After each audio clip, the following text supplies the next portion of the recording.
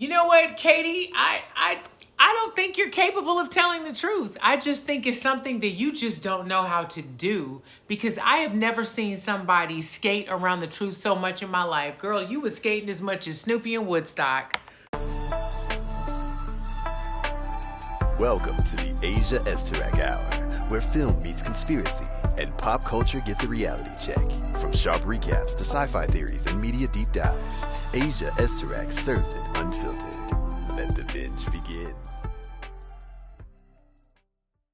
All right, welcome back to the Asia Esterak Hour. I'm Asia Esterak. All right, The Real Housewives of Orange County, Season 19, Episode 3. And how funny, the episode is called, what? Knee Deep in Lies.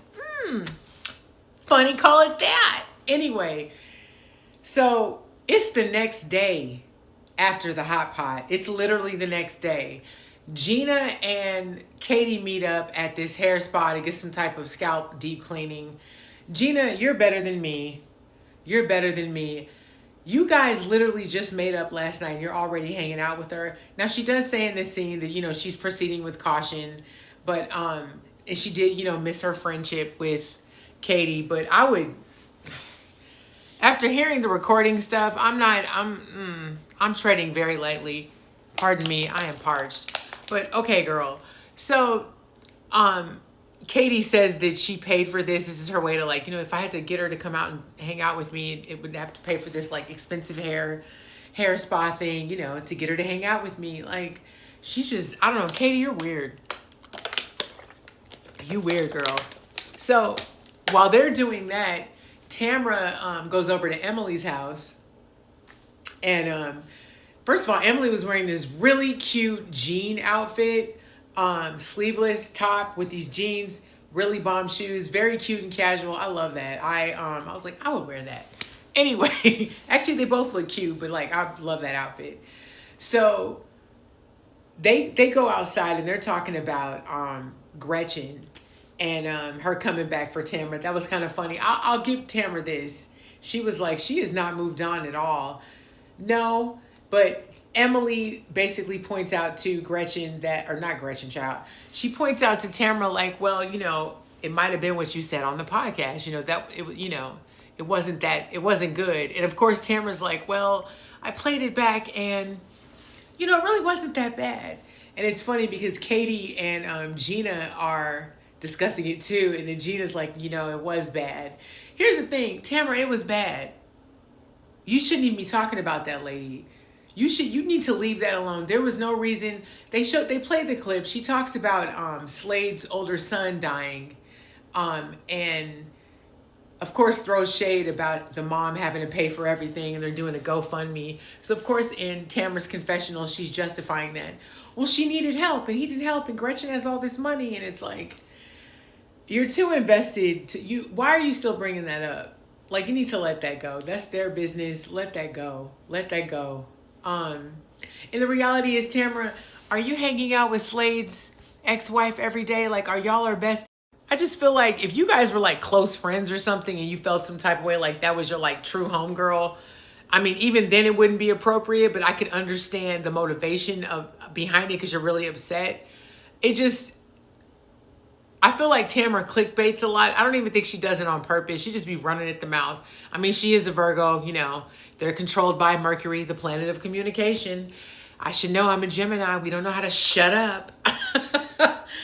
But anyway, it was funny because in that scene, in Emily's confessional, she was like, Tamra is incapable of apologizing and owning what she says. She continuously justifies it. Of course, she was, but that's Tamra. And Tamra's been like that since she's been on the show. So nothing new. Anyway, so across town, she mentions Jen too. So this was interesting. So Emily says, do you think that Gretchen coming back, basically coming for you a little bit is fueled by her friendship with Jen and Katie? And of course, Tamra's like, yeah. So of course, across town, Jen is meeting up with Heather and Shannon at this restaurant, and they get there, and Shannon's like, I got a text, and she's talking about Katie. So of course we go over to Gina and Katie at the spa, And Katie's like, I did text Shannon, you know, because I wanted to apologize. Like, I want to just move on from this. And Gina's like, well, she goes, you know, it was bad. You know, you recording her. It's crazy that you even said that, Gina. Like, I'm like, do you hear yourself? Do you hear yourself? And she's like, I know that's bad, but you know, I think she'll get past it. And of course they cut over to them over there eating lunch. And Heather asked Shannon, like, is it something that you can get past? And she's like, no. And she's like, they all agree, no, it's not. Here's what's crazy to me about this. What's crazy to me is, what sign is Katie? Do y'all know? I'm gonna have to look it up because I love knowing people's astrological signs. I'm a zodiac freak. I love it. But even more than that, like, I need to understand how she ticks, because how do you think that was okay? Like, that's the thing. So Shannon's pissed. I've never seen Shannon this mad. She was mad. So they're talking about the whole recording thing. And Heather's like, well, you know, she said that, what is it? She's saying that she only had her, you know, her husband heard it. And that's what she wrote in the text to Shannon. And Shannon looked at Heather and she was dead ass serious. She was like, I don't give a fuck who listened to it. I know that more than one person listened to it. So then that's when Heather chimes in and goes, well, Emily told us that this is all true. And she goes, just so you know. So Heather says that on the way to the hot pot, she calls Alexis, and Alexis tells her, yeah, Katie played the recording for me. We were at lunch, and I believe it was Jen was there as well, and she played the recording. So Jen, of course, is sitting there like, I don't remember that at all. You know, they must have done that with just them. So what's interesting is in this same like whole scene with these three different conversations about the same thing, in Katie's confessional, she's like, I've never hung out with Alexis alone. So yeah, Jen was there. And when she's sitting there, Katie, you're crazy. Girl, you fucked up. You fucked up, boo.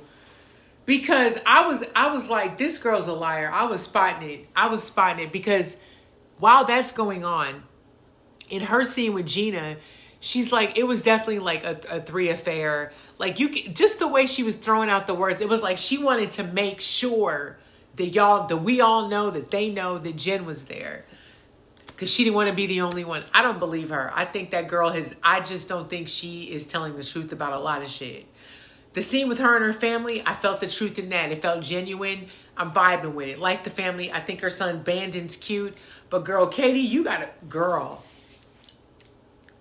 I think it's giving pathological liar. It's giving I lie uncontrollably. And I don't know how to tell the truth. Or I don't know. There's something weird with that. That was very strange. But anyway, with all that being said in that particular conversation, with Heather, Shannon, and Jen, Heather mentions that Tamra's attorney advised her not to be around Ryan because Heather invites them to her party. You know, Heather's having a late birthday party. It was funny because everybody was making fun of the fact that, like, why didn't she just call it a party? I understand Heather's reasoning. She said her birthday is January 5th, I believe. I believe that's what she said. And she's like, you know, it's right after the holidays. Everyone's broke and bloated and fat. And, you know, I just want to give them a little time. And then we just celebrate it later. I'm not mad at it. But anyway, and the party looked cute. There weren't a lot of people there, though. But I like the different stations and stuff. I'm jumping ahead, y'all. But anyway, all that being said, she tells them about the party. And then she mentions Tamra and the whole lawyer and not being around Ryan thing. And of course, we go back to Emily and Tamra. Here's the thing. Ryan and them are doing to Tamra what she does to a lot of other people. They're baiting her because she was like, I feel like they're baiting me. Emily agreed with her. They probably are, but Tamra, again, I said this in, I think, the last review. Tamra, you're getting a taste of your own medicine, boo. It's petty and stupid. I feel like they're all too grown and old to be doing that. But it is what it is. I mean, girl, Tamra, you again, people... When you poke a bear and the bear starts poking back, do not be surprised. You started it with that FBI stuff and then wearing that hat. I forgot all about that until they showed it in this episode. Girl, I mean, you were petty boots. And so Ryan appears to be petty boots too. And he seems very like, I'll sue your ass as well. I mean, it's silly all around, but it is what it is. But back with Heather and Shannon and Jen, Jen is pissed. So Jen's whole thing is, so you're choosing Tamra as far as like going to the party. And she's like, no, so Jen starts going off and she's like, this woman really tried to destroy my life. Do you know I had to defend myself to my ex-husband about our children being safe in the house, about that whole lie about she went off in this restaurant, raised her voice, fuck her. And it was funny. She looks over at the next table. She's like, excuse me, I'm sorry. But, going in on Tamra, she ain't playing around. I get it.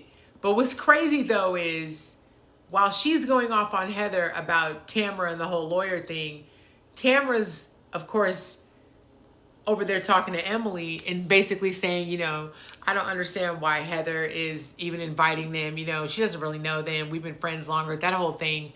And then Jen's whole thing is, she did all this stuff to me, so why are you inviting her? And she's, you're picking sides. Here's my thing. Heather has nothing to do with either one of y'all's drama. This is a y'all issue. This is Heather's house. Come to the party or not. I don't think it's fair to get upset with Heather because the issue is not with Heather. The issue is with you two. That's ridiculous. And that's messed up to make your so-called friend feel a certain way about her party of feeling like she even has to choose. Either show up and coexist or don't come. Like, period. Anyway, so we get to, the next scene, we get to the family stuff. I'm skipping over that. Let's get to the meat and potatoes. Let's get to this party. So Heather has her late birthday party, her belated birthday party at this really cool spot, which we later find out turns to be an old, like Christian network compound. Very elaborate, very gaudy. It was giving gaudy Grecianness from New Jersey, but ornate and extravagant. But it was cool at the party. So they had a slider station. Listen, Heather had a slider station. I would have just pulled my chair up and just sat right there next to the French fry station. Please. Listen, I'm a 12-year-old at heart. I'll order some chicken tenders and some fries. And baby, if they have sliders, and especially if them sliders, listen, we're not going to do that. This is not about me and my food. Anyway, but they had a sushi station. They had drive-by caviar. It was a lot. I like that they had a joint rolling station in addition to an open bar. I thought that was kind of neat. But anyway, so they have this party. Everyone gets there. You know what? Hold on. I am totally skipping a scene. Back it up. So real quick. So Shannon and her date, Adam, who was also on the Love Hotel with her, who she didn't pick, who I wanted her to pick. If you haven't watched the Love Hotel on Peacock, it's actually a really good show. It was cute. Please watch it. Anyway, so Shannon, Adam, Gina, and Travis, and Emily and her husband, they all go bowling. This scene was hilarious. I just wanted to mention this because it was funny. So Gina kept grilling Adam the entire like play date with the adults. It was kind of funny because Shannon's a trip. So she's a kissing bandit, but she calls some people are above neck friends, or they're just friends, or they're friends with benefits. I forget what she referred to Adam as, but I'm sure it's more than friends. I mean, they had a connection. He's 6 years younger than her, but he just seemed more her speed. But it was funny. So they come. Gina is asking him everything under the sun. She asked him, do you believe we landed on the moon? I fell out. Travis pulls her aside and he goes, you need to stop. You're acting like our dogs. Give them some space. Just give them some space. Anyway, that scene was very cute, very funny. And I fell out because Emily's like, I've met Earl, Adam, and then, so as we get, let's get back to the party. So at the party, Shannon brings Phil, who was also on the Love Hotel. And she said he's actually just a friend. Phil is so handsome, hilarious. And anyway, so they all get to the party. And of course, Shannon gets there last. And, you know, Katie's butthole was probably clenching because, yeah, she's there. And you're going to eventually have to interact with her at some point. Shannon is beelines completely away from them. She's not talking to them. She's like, I don't even want to be around her. She was like, ew. And it's obviously she filled in Phil because he knew exactly what was going on, picked up right on it. So it was funny because Jen tells Katie, like, well, you can't avoid her. She's like, well, I'm not. So Gretchen gets there too. And, you know, Tamra's like, I'm sorry. You know what? No, Tamra wasn't there. Because my bad, Tamra was not there. It's 11:50 p.m. right now. I've had a long day, but I was like, I got to get this review out to y'all because I'm already late. Anyway, sorry. So Tamra's not there.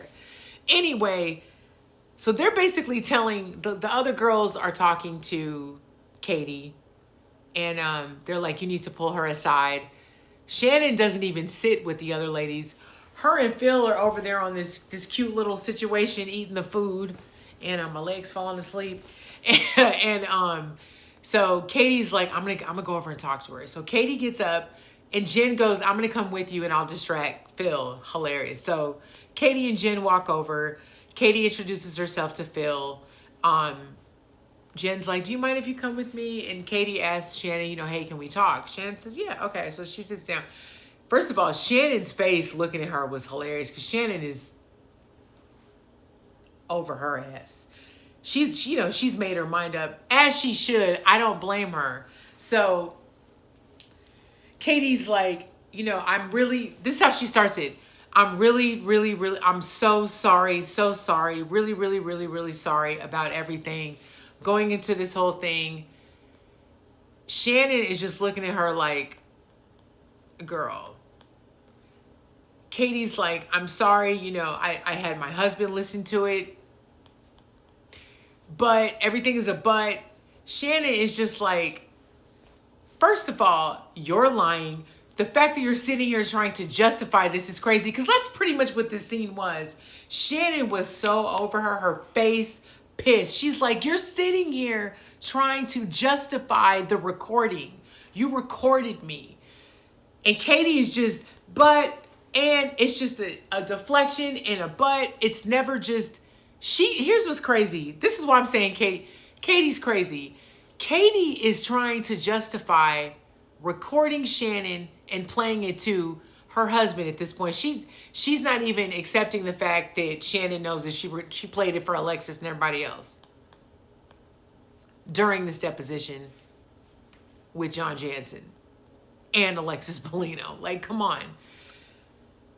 They come over. So the other ladies are watching them and they're like, oh my God, should we go over? Should we intervene? No, you shouldn't intervene. Let them get this shit out because Shannon's so done with her ass. Katie really, really believes that by telling Shannon that she only did it this way, I only played it for my husband, that it's okay. She's missing the whole fact that, girl, you recorded her. And that was Shannon's whole thing. She's like, first of all, what you did was illegal. And the fact that you don't know that what you did was inappropriate and not okay and effed up, like, that's wild. That's wild. And the way I'm feeling right now, this is how Shannon was. But Shannon was pissed. Shannon's just like, you know what? I'm done. We're done. So the other ladies come over. She stands up and she's just like, she's telling them, she's like, she's trying to justify. She's trying to justify why she recorded me. So the episode ends there. It's to be continued with Katie still talking, girl. You know, the BS continues next week. Ooh, sorry, I didn't mean to kick that. Katie, I don't girl, I don't understand you. I don't know what, Katie, I don't know. And what's crazy, Gina, you need to tread lightly with her. Tread lightly. I said that earlier, I'm gonna say it again. You need to tread lightly because homegirl has no boundaries. Emily, you were right. Old girl has no boundaries. And Tamra, take some accountability and just say, you know what? I shouldn't have said that on my podcast. You don't know how to own anything. I don't know. We're only on episode 3. This is a really interesting season. And I feel like it's not going to get any lighter. To me, the OC and Beverly Hills have always had some of the darkest storylines. I just feel like there's going to be some more darkness to pop out. I don't know. Anyway, it's late. I'm tired. It's been a long week. I hope everybody has an amazing weekend. Stay hydrated. And yeah, let me get some sleep because I got to get up and return some videotapes.